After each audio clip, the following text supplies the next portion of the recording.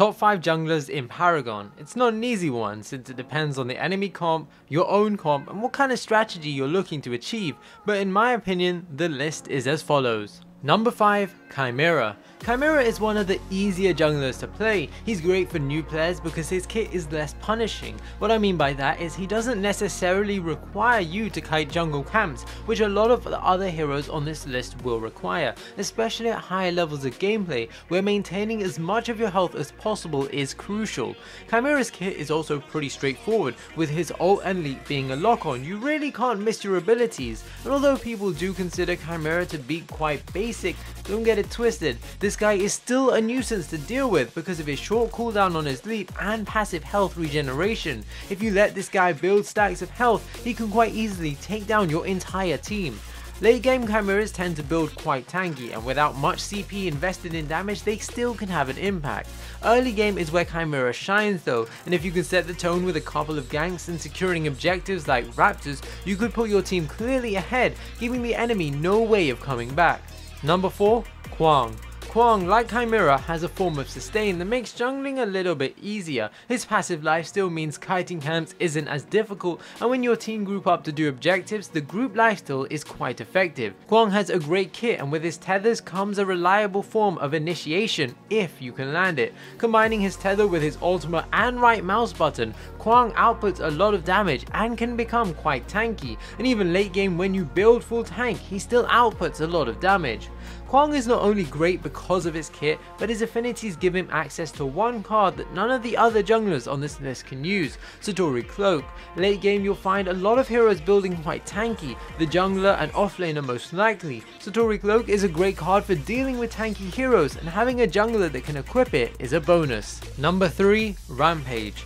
Rampage, the self-proclaimed king of the jungle. He's always been a pretty good jungler. He had his time as a support when he had a 2-second stun at level 1, but now he's back where he belongs, in the jungle.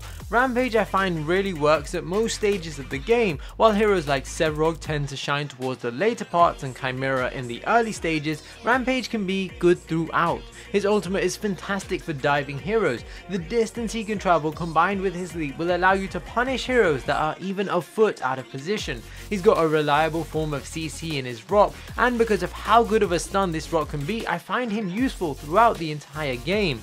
If you're ulting, you can throw the rock instantly, and even when you don't ult, you can still land the rock quite reliably. In the early game, not many will have the burst to take down Rampage, and even then, thick blood is usually not an issue, giving you free roam to dive towers, invade the jungle, or claim objectives. Towards the mid stages of the game, when you're getting more tanky, you can use your ult to initiate or rock to chain CC and blow up a target. Late game you want to soak up damage and pick off targets or peel for your carry, and that's why Rampage and the next two heroes are above Kuang and Chimera. Kuang and Chimera don't offer a great form of peel. In fact, I would argue that Chimera can't even peel reliably, and Kuang's tether is on such a long cooldown that him healing might arguably be wasteful. Rampage however has a stun that can save a teammate's life, he has an ultimate that has a huge hitbox so he can literally tank damage, and his leap will allow him to dive in to save allies if need be. Number 2, Grog. Grog is the king of taking objectives like Raptors and Or Prime when it comes to junglers, and in a meta where one Or Prime is often the difference between a victory and defeat, I think it's only right that he sits at number 2 on this list. Grog has great jungle clear with his double chop and cleave damage. He's got a stun in his ultimate, a charge and a pull, and when you put all of that in one hero, you get a monster. Although Grog might be considered to not have any long range engage, if you pair him with a stab link, I think you've got that covered. Grog is great at invading camps because of how fast he can clear the jungle. He can be in and out in a flash, and he also has an escape a hero like Chimera lacks. Grog has great peel, with you literally being able to pull heroes off your carry, and it's a reliable one. You're more likely to miss a tether than a Grog's pull. Combine Grog with blood-soaked armor and you've got a prime killing machine, and if you really want to go ham, you can ult it and kill it even faster. Grog might drop off a bit towards the late game, but if you build him tanky enough, he'll always be a threat because of his kit and the ability to engage with his charge, blink and pull. Number 1, Sevrog. This probably came as no surprise. Sevrog is just so good. He's the jungler I hate playing against the most, but for good reason. Late game, this guy is just so tanky, but at the same time he does so much damage that you really have to work as a team just to overcome him, but it comes at a price. Sevrog requires stacks, and lots of stacks equals a lot of power and health, and how well you can stack will determine how strong your Sevrog will be. Because Sevrog relies on stacks, he's quite weak in the early stages of the game until he hits his power spike, but because of his kit that doesn't mean he can't gank. His root and ultimate are a perfect combo, and combined with a little bit of damage, the enemy often stand no chance, and that's what also makes Sevrog a monster in the late game. He's able to reposition enemy heroes with relative ease,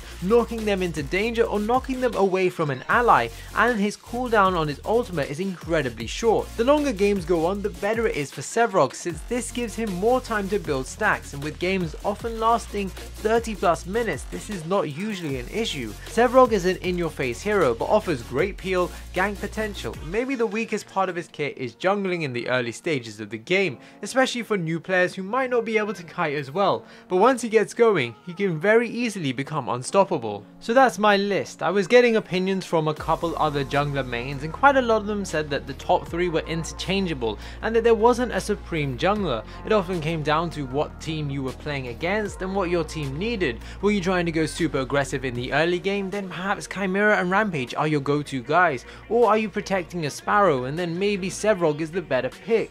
Do you want to draft a comp that can do objectives fairly well and safely? Then Grog and Kuang are decent. So while the list is a good indication, remember that it comes down to what you want to achieve.